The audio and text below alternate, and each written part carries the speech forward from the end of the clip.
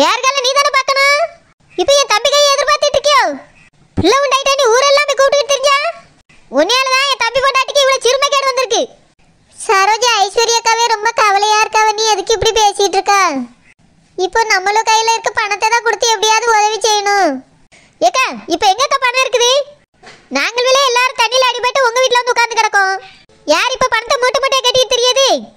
அடுத்த வாரம் டேட்டு கொடுத்துருக்காங்கன்னா அந்த மீன்காரி தானே ரூபாய் ரெடி பண்ணியிருக்கணும். இப்படி ஒன்னே இல்லை நீ வந்து சீட்ட கண்ணீர் வச்சுக்கிட்டு இருக்கா?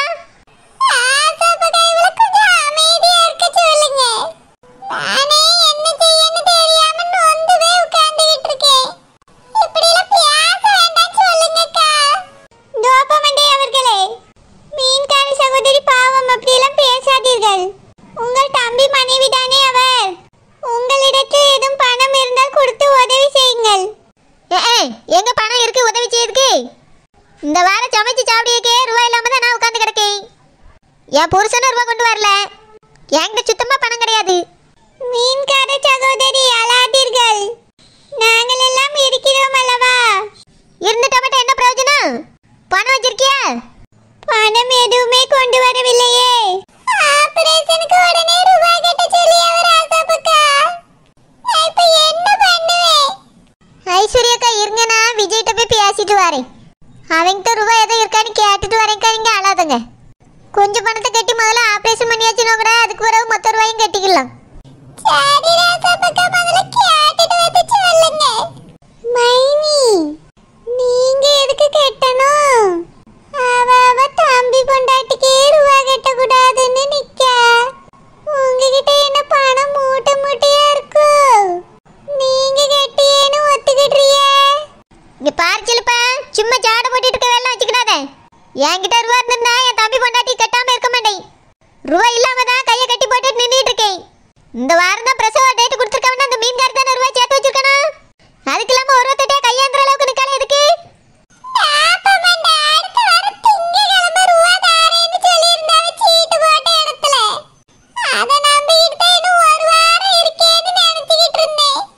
அப்படி எத்தனை லட்சம் ரூபாய் சீட்டு போட்டு வச்சிருக்கா?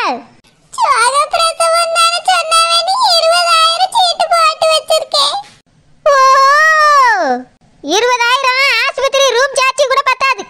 20,000 சீட்டு போட்டாலும் சீட்டு.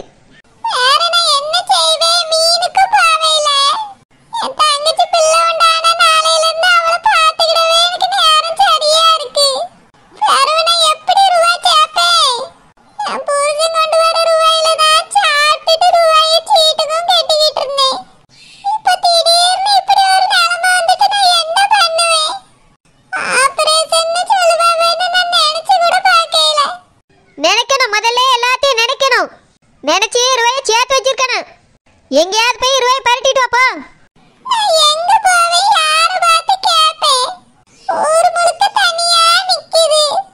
நான் எங்க போக முடியும்? இப்படி ஒரு இக்கட்டான சூழ்நிலையில மாட்டிக்கிட்டேனே. ஐஸ்வர்யாக்கா அழாம இருங்கக்கா, நான் மொயிட்ட போய் கேட்டுட்டு வரேன். மைனி இருக்க ரூபாயெல்லாம் நீங்க கொடுத்துட்டா உங்களை யாரு பாப்பா? மழை வெள்ளம் வேற இருக்கு. நம்மளாம் வேற சாப்பிடணும். ஏகப்பட்ட செலவு இருக்கு மைனி. அவியவிய பிரச்சனையை அவியவிய பார்க்கட்டும். ஷில்பா, சாப்பாட்டு விஷயத்தை பிறகு பார்த்துக்கலாம். இது ரொம்ப முக்கியமான விஷயம் இல்ல. உங்கள்கிட்ட யார்கிட்ட ரூபா இருந்தாலும் கொஞ்சம் கொண்டு கொடுங்க. நான் என் மகன் விஜய்கிட்ட போய் எவ்வளவு ரூபா இருக்கு என்ன அதுன்னு விசாரிச்சுட்டு வரேன். மீன்கார சகோதரி கவலைப்படாதீர்கள். நான் என் செயினை தருகிறேன். சகோதரி இந்த மழை தண்ணிக்குள்ள எப்படி அடகு வைக்க போக முடியும்? கடலாம் திறந்திருக்குமா திறந்திருக்காதா? ஆஸ்பத்திரியில் கொடுத்து எப்படியாவது ஆபரேஷனை நடத்த சொல்வோம். பிறகு பணத்தை கொடுத்து வாங்கிக் கொள்ளலாம். ஆமா, ஆஸ்பத்திரியா சேட்டு கடை நினைச்சிட்டே போல்க. இங்கெல்லாம் பணமா தான் கொடுக்கணும். நகையை கொடுத்தா வாங்க மாட்டாவ. உங்ககிட்ட பணம் இருந்தா மட்டும் கொடு. தோப்பமடி அவர்களை நானே தப்பித்தால் போதும் என்று வீட்டை விட்டு ஓடி வந்தேன். என் கையில் எந்த பணமும் இல்லையே. பணம் எல்லாம் அக்கவுண்டில் தான் இருக்கிறது. ஆனால் ஏடிஎம் கார்டு எடுத்துட்டு வரவில்லையே. என் வீட்டில் இருக்கிறது. போனிலும் அனுப்ப முடியாது. போனையும் எடுத்து வரவில்லை. இப்பொழுது என்ன செய்வது என்று தெரியவில்லையே. ஐஸ்வர்யாக்கா, என் மகன்கிட்ட சொன்னேன் ரூபா நான் கட்டியேன்னு சொல்லிட்டான். ஆபரேஷன் இப்போ நடந்துருக்கா, நீங்க ஒன்றும் பயப்படாதுங்க. ஆசைப்பட்டா ரொம்ப நன்றிக்கா. நீங்க மட்டும் உதவி செய்யலன்னா என் தங்கச்சிக்கு என்ன இருக்குமோன்னு என்னால நினைச்சு கூட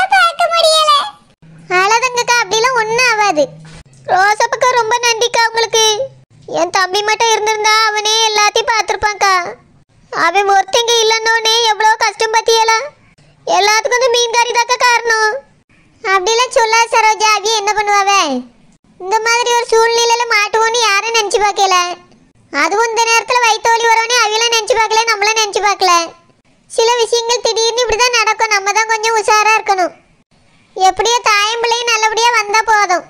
மைனி இப்படி பணத்தெல்லாம் அங்க கட்டிட்டீங்களே, நம்ம ரூபாய்க்கு என்ன பண்ணுவோம்?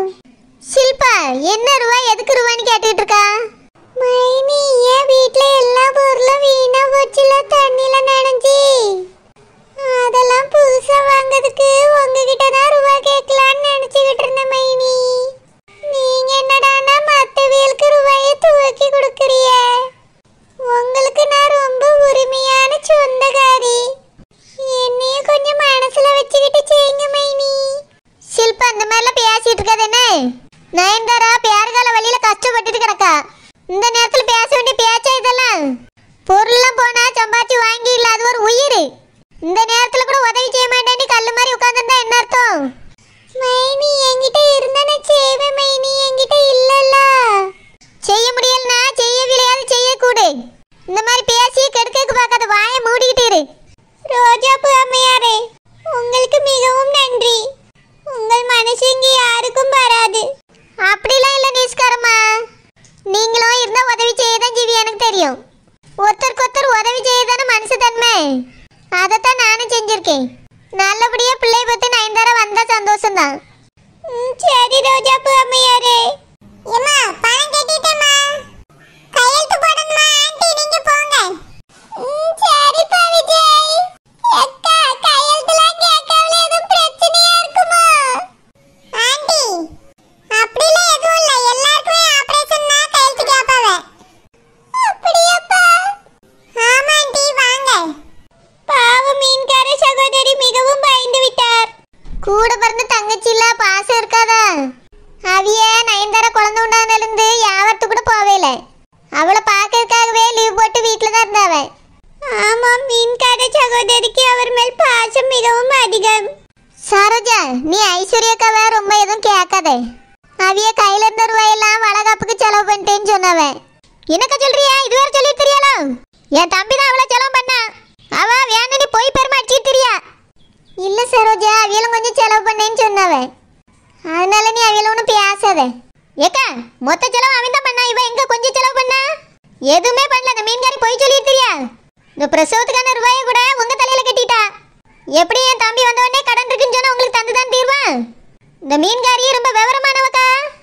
அழுது அழுது காரியத்தை சாதிச்சுக்கிட்டு இருக்கா. சரோஜா, அது வந்து நயன்தாராக்கா அம்மா இல்லை பத்தியா? ஐஸ்வர்யாக்கா அந்த அளவுக்குள்ள பார்க்கணும் ஒன்றும் அவசியம் கிடையாது. அப்படின்னா என்னக்கா சொல்ல வரியா? கூட பிறந்த அக்காங்கிறதுனால தானே பார்க்க சொல்லியிருக்கு. இல்லை சரோஜா, அவிய அப்பா அம்மா இருந்திருந்தா கதை வேற. ஐஸ்வர்யாக்காவும் ஒன்றும் பெரிய வசதியில் கிடையாது. அவியலும் கஷ்டப்பட்டு அந்நேரம் உழைச்சாதான் சாப்பிட முடியும். அப்படி இருக்கும்போது நீ அவியல கோபடியதில் அர்த்தம் இல்லை பார்த்துக்க. அவியிட்ட இருந்தா கண்டிப்பாக செய்தான் ஜீவா. இல்லைல்ல ஏக்கா, நீங்கள் நினைக்க மாதிரி இல்லை. அவள் இருந்தாலும் செய்ய மாட்டா. உழைக்க ரூபாயெல்லாம் என்னதான் பண்ணிக்கிட்டு இருக்கான்னு தெரியல. சரோஜா, 10 மாசமா அவியலும் வேலைக்கு போகல. நம்ம சும்மா பேசக்கூடாது பார்த்துக்க. அவிய புருஷன் ஒருத்தர் சம்பாதிக்க ரூபாயில தானே எல்லாம் பார்த்துக்கிட வேண்டியிருக்கு. அப்படி என்ன பார்த்துக்கிட்டா தினமும் சாப்பிட்டுக்கிட்டு இருக்கா அவ்வளோதானே? சரோஜா, அவியலும் சொந்த வீட்டில் இல்லை, வாடகை வீட்டில் இருக்காவ. அவிய பிள்ளை வேற படிச்சுட்டு இருக்கா. அப்படி இருக்கும்போது அவங்களுக்கு செலவு இருக்கும்ல. அவ எல்லாத்துலயும் ஏதாவது ஒரு காரணத்தை சொல்லி எஸ்கேப் ஆகிட்டு இருக்காக்கா. இல்ல சரோஜா, நம்ம வீட்டுக்கு எவ்வளவு செலவு வருது, நம்ம பிள்ளைகள் படிக்க வைக்க எவ்வளவு கஷ்டப்படுறோம். அது மாதிரிதான் அவியலுக்கு இருக்கும். நீ கூட மகளை கல்யாணம் பண்ணி தரும்போது ஒண்ணுமே செய்யலையே. மாமியார் இப்போ வரைக்கும் ஏசிட்டு தான் இருக்காவ. நாங்க போய் பொறுத்து போயிட்டேன். மற்ற ஒரு குடும்பமா இருந்தா உன் மக வாழ்ந்துருக்கவும் முடியாது, நீ வெளியே தலை காட்டி நடமாடவே முடியாது. அப்படின்னா இப்போ நீங்க என்ன சொல்ல வரியா? என்னைய குத்தி காமிக்கிறீங்களோ? இல்ல சரோஜா, சொல்றேன். குடும்பங்கள்ல பிரச்சனைகள் இந்த மாதிரி இருக்குது. ரூபா பிரச்சனை பெரிய பிரச்சனையா இருக்குன்னு சொல்றேன். டோப்பமண்டி அவர்களை, ஏற்கனவே எல்லாரும் கவலையில் இருக்கிறோம். கொஞ்சம் பொறுமையாக இருங்கள். நான் கொஞ்சம் விவரமா கோவமா பேசிட்டா உங்களுக்கு நான் செய்ததெல்லாம் தப்பா போயிருது. நான் அந்த மீன்காரி பத்தின உண்மையை தான் சொல்லிக்கிட்டு இருக்கேன். இப்ப பாருங்க.